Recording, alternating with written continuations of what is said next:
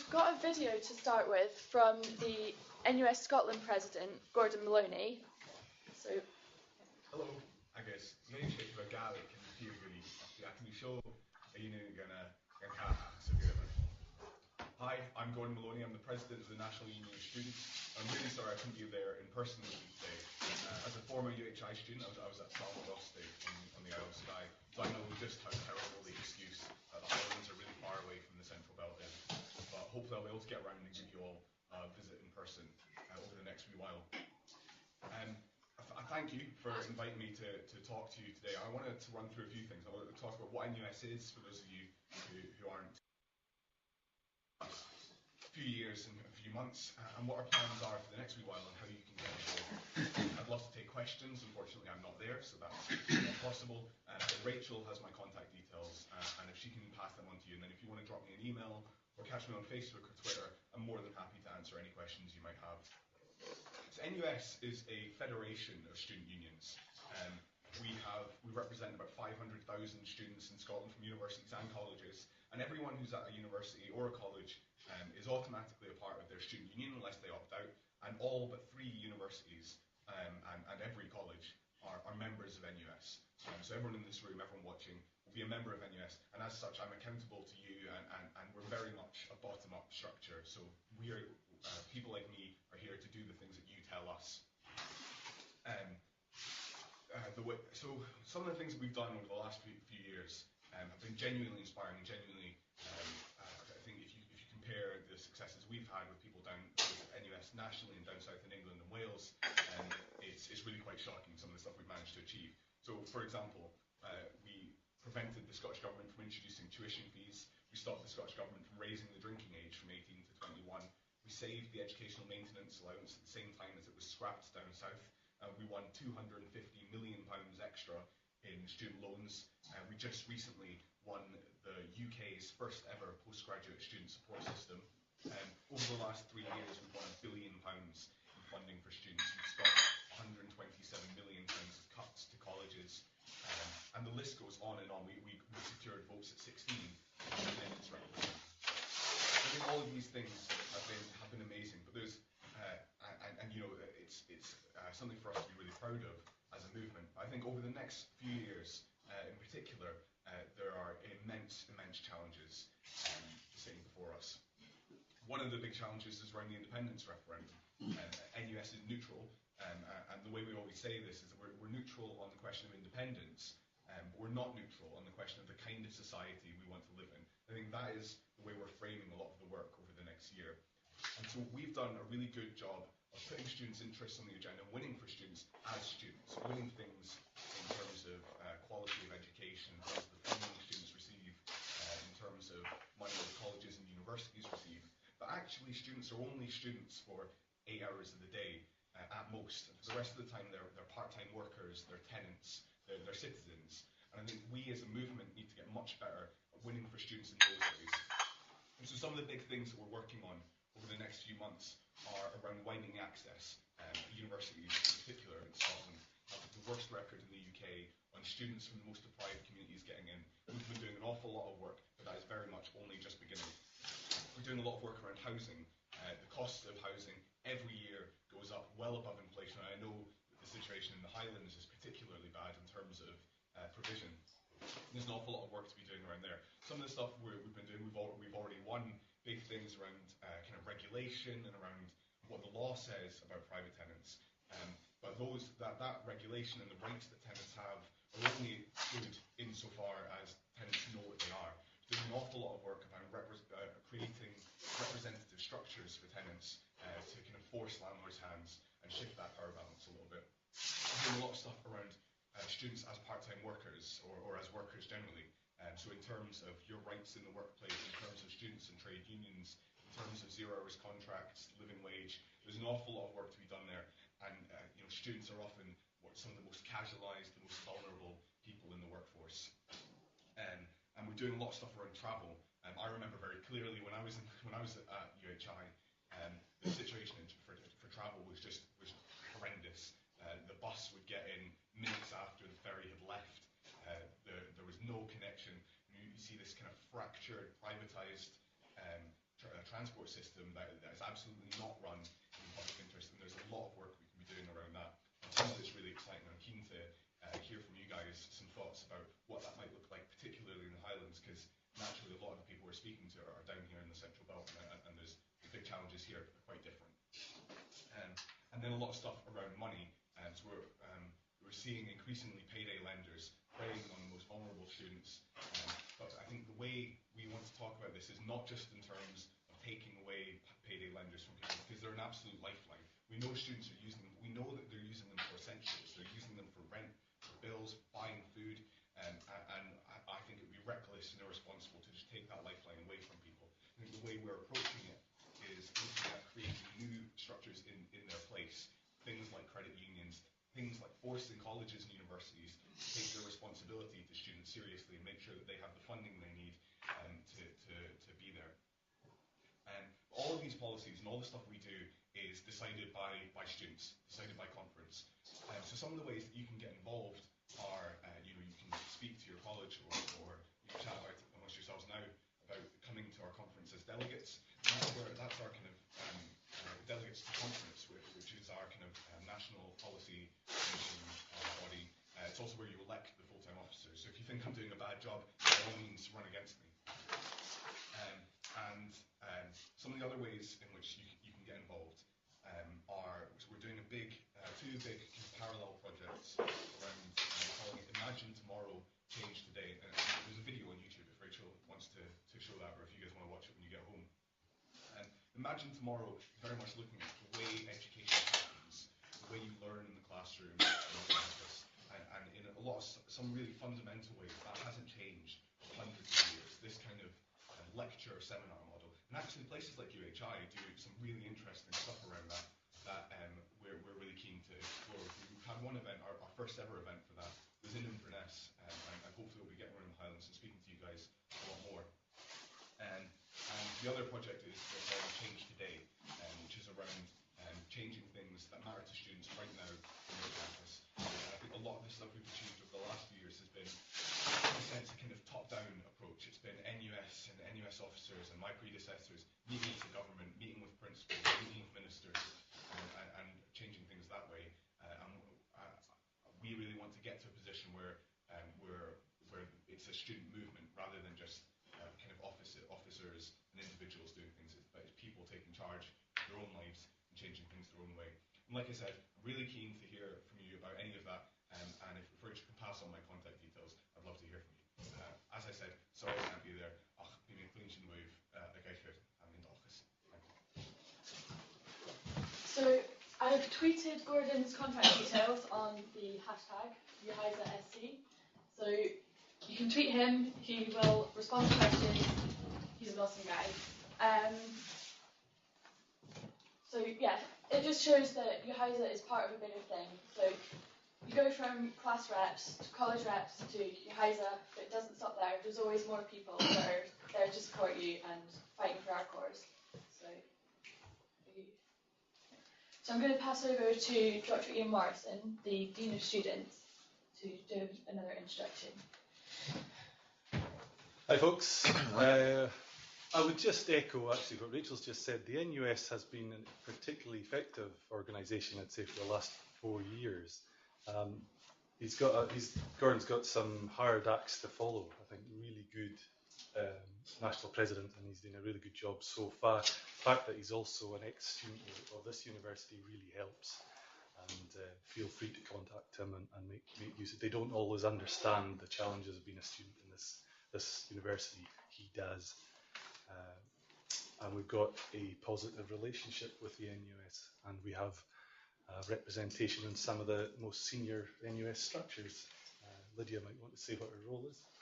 I'm a member of the NUS Postgraduate Committee this year for the entire country, and also I've been co-opted to the Scottish Executive Committee working with Gordon and particularly Robert Foster on some education issues. The stuff that they deal with directly impacts upon your experience here, so I'd say get engaged, stay engaged with UHISA. You're here today, you obviously want to be engaged in some way, but as Rachel said, there's another level of engagement beyond UHISA. Right, I've got a 30-minute presentation to do in 5 minutes, which but feel free to tweet as we go throughout the day. I think that's really good. People have already been tweeting. The theme I want to talk about was positivity, because I just thought that was funny, because I've been coming to student councils for years, and the least positive part of student council is first thing on the second day. So what keeps you positive for some of you will be paracetamol, vitamin C, and Lucozade at the moment. But it's just kind of the theme of positivity, because I think it's important that we have debate. From what I gathered yesterday, it was really good, and you were very engaged. People spoke. I was talking to Louise MacDonald yesterday evening, and she really enjoyed the session with you. Melissa said the same. Very participative and very constructive, and I think that's what we want. We want debate, but we need constructive and positive debate. We asked this question of students in round about Easter time this year, slightly I think it's March this calendar year, and we asked them to capture images which represented what keeps you positive. And it's not easy to be a student. All the challenges that Gordon was talking about, and you'll all have work and life responsibilities of different kind. You've got assessment deadlines. You may well have financial problems, and trying to juggle all these things. And so these are the first image is the one that won. It was, I should have said actually, Martin Vahagas Falsha Hula Dunya. Welcome everybody. This first student studies at Salmaroste. So then these were the other brilliant images that were sent in by people who didn't win, but were still excellent. Have a look for what sort of themes are you saying there, of what keeps our students positive? It's the area where we live, isn't it? Yeah. And it's really actually, and I noticed what you said you were studying, there's a lot of interesting representation across subject areas here to do with rurality and sustainable issues.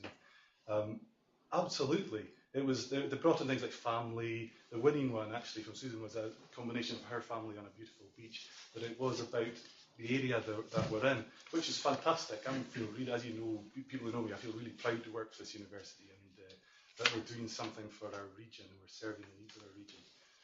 But it brings with it challenges. This is a photograph taken by a PhD student, Jonathan, and it's not representative of everywhere we have campuses, but there she is, look, and she's shouting, "Engage me," she says.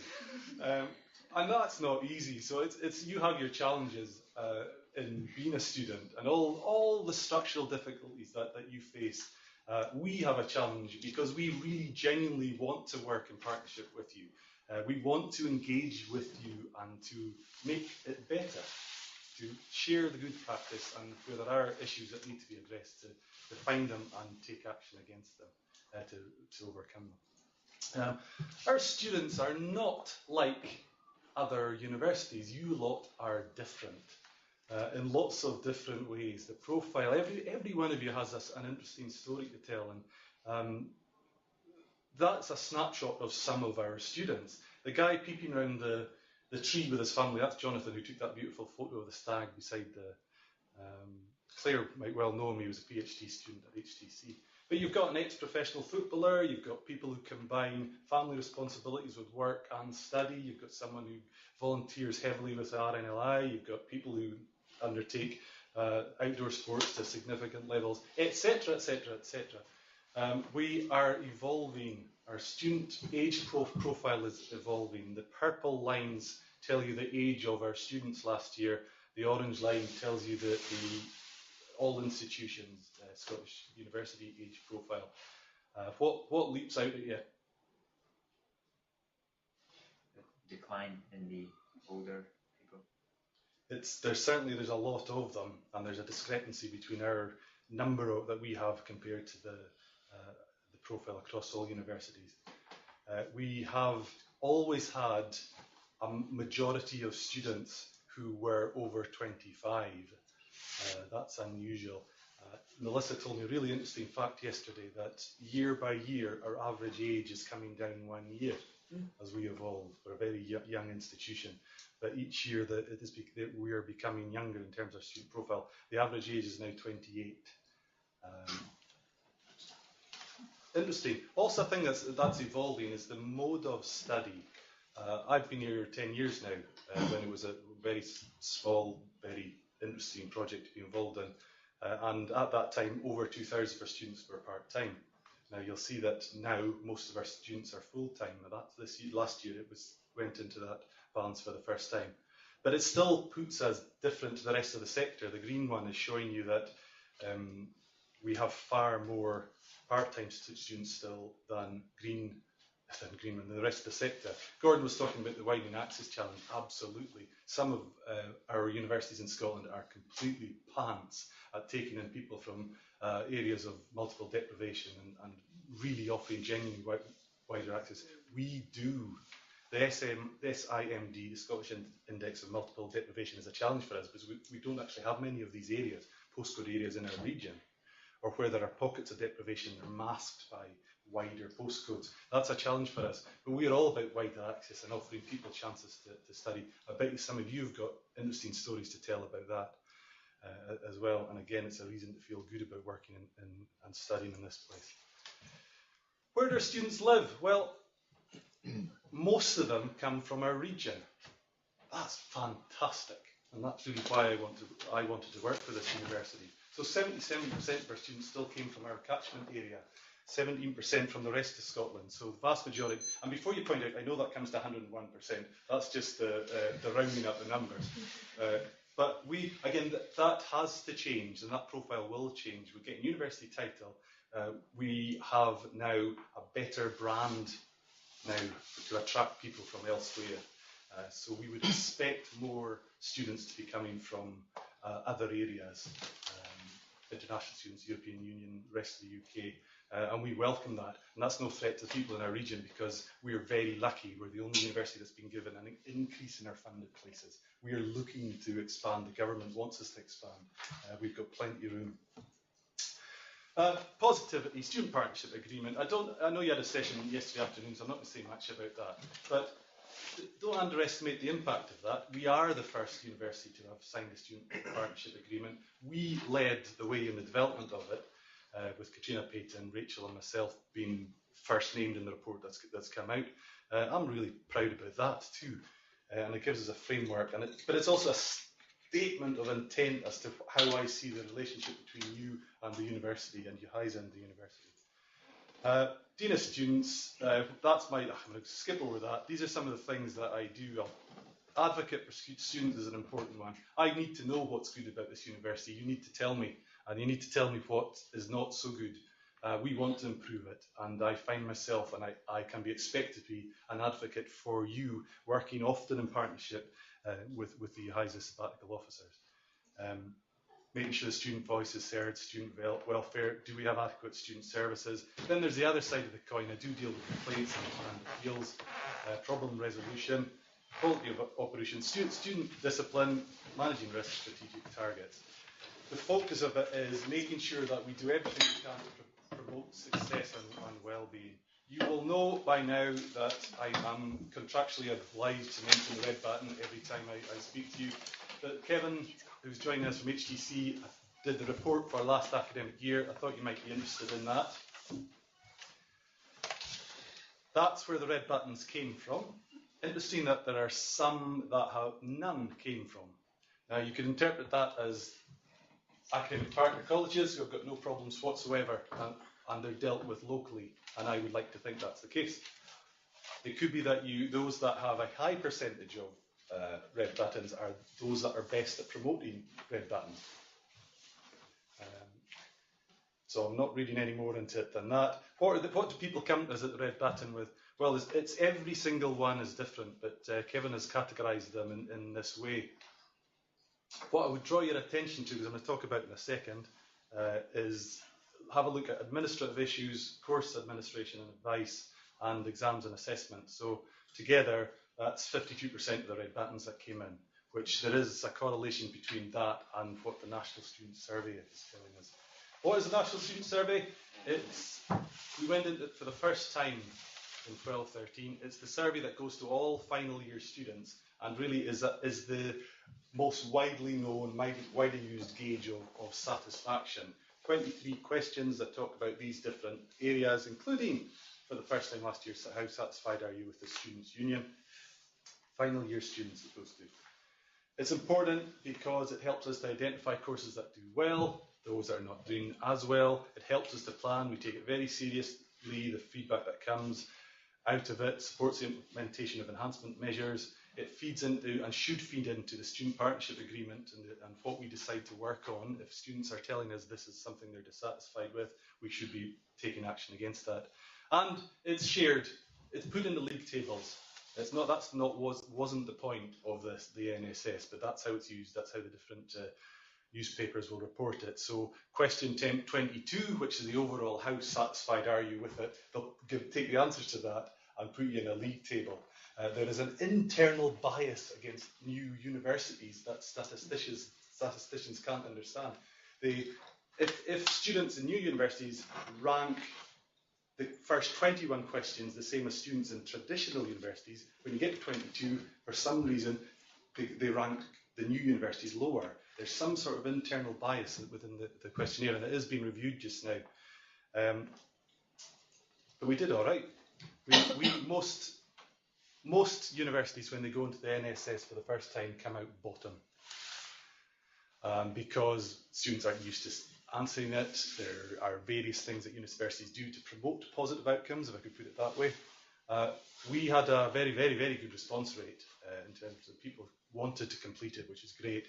Overall satisfaction, 84% for us, compared to an average of 86 for Scotland and 85 for UK. You think, oh, that's not so good. But actually, that put UHI in equal 7th out of the 15 Scottish universities in our first time in participating in the NSS. That's really good and really encouraging. You are studying at a university, and I'm working at a university where broadly our students are satisfied with what's going on.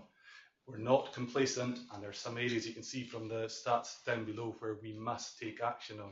But actually there's some areas that you and your peers seem to be really satisfied with, particularly the staff, and that's really good. A lot of our staff, because of the history of our organisation, I think sometimes have inferiority complexes and lack confidence compared to what happens elsewhere. I've taught and worked in other universities in the UK and overseas. There's some brilliant staff here, and things like these results, I hope, is a shot in the arm to them. But then you look at things like organisation and management. That's really low, and that's really worrying. No surprise to me, because I've been working with Red Button for a few years and student complaints. There's something that we need to get better at in terms of organisation at a local level. I hear about people who've travelled maybe by ferry to get to a learning centre. The classes, the videos cancelled at short notice. Why does that happen? Why can we not communicate with students so we can tell them simple organisational things? Learning resources one worries me, and we've got reviews into the library provision at the moment.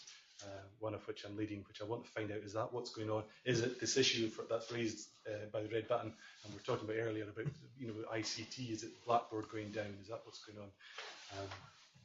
And there's what you'll notice, the student union one is there. It's always traditionally low and lower, or has been, sorry, across the sector really, when it was asked. Not surprising when I think lots of people don't know UHISA exists or what they do, and they may be getting it confused with their local student association as well, if it does exist. But again, we can't be complacent about that. Interesting issues about identification that we added as extra questions as well. People seeing themselves, 69% see more as a student at the college than at the university. That's really interesting. UHI should do more to make students feel part of the wider community. Although I identify with my college, I still want to feel part of something bigger. That's really interesting, and that's what you're here for today. That's what you're doing today, and I hope you can have some ideas for how we can do it better. Promote it. Unless you're a final year student, it won't touch you directly. If you are a final year student, you will be, and that's final year HNs as well as final year JD, by the way. You get one chance of it during your time as a student. If you have it as a final year HN, you don't get then, say, a year later. They only do it as people once. Okay, what keeps me positive? Because I see all the negatives. I was talking to my wife about this last night. I see all the negatives, I see all the things that are going wrong. What keeps me positive is that. I've just gone through the graduation cycle, and honestly, it's seeing people graduate. I'm a complete sap when it comes to graduation ceremonies, and a wee tear in my eye always. I tried to get a photograph from my phone onto this slide of Alec Mack graduating in Orkney. Alec Mack is somebody some of you will know, Argyll College student. I remember Alec getting involved with UHISA early on and watching him grow and develop a passion for Gaelic, a passion for minority languages, a passion for Butte, where he's now set up his own business. All of that in the back of his studies. That makes me feel really good, really positive about working here, and I hope it does to you, and I look forward to seeing all of you at your graduation ceremonies too. That's it. That's what keeps me positive. Can I just urge you finally, this is about debate, it's about discussion. We don't have to agree with each other, and it would be weird and slightly disappointing if you all agreed about the amendments and the motions and what's about to come across your channels and in the room here today.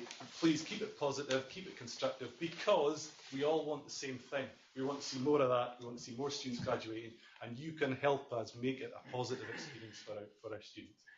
Thank you very much.